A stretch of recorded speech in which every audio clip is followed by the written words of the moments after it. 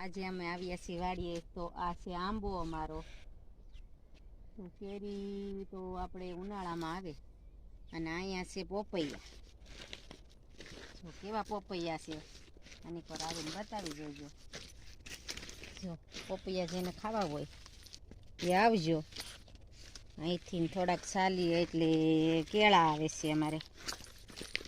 જો આ કેળ છે, આ કેળ છે. કેળાની લૂમ એક તોડી નાખી છે અમે. પછી અહીંયા એક આંબો છે, આ બાજુ આંબો છે, ઓલી બાજુ ઓલું છે, પોપૈયા છે. અહીંયા રીંગણી છે એટલે અમારે તો ઘરનું જ બધું શાક થાય છે, વગર દવાનું શાક બની જશે. આ બધું અમારો બગીચો છે, જોઈ લેજો અમારો બગીચો. એવું લાગે છે અમારો બગીચો તમને. તો આવજો બધાએ. જો અહીંયા પોપૈયા બતાવો, અહીંયા કેટલા પોપૈયા આવ્યા છે. જો તો ખરા કેટલા પોપૈયા છે, ખાઈ ખાઈને ધરાઈ રહેવું લાટ બધા પોપૈયા. પછી આ બાજુ જોઈએ તો આપણે કેળા છે. જો અહીંયા રીંગણી છે. પછી આજે હું તમને કેળાની લૂમ બતાવું છું.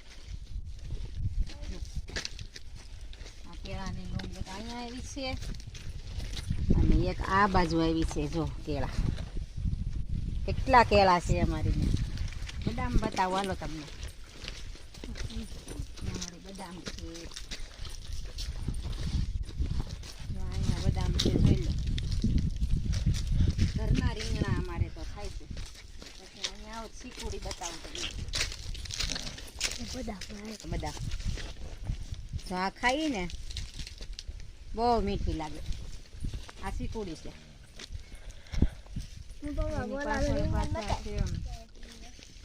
જમરૂ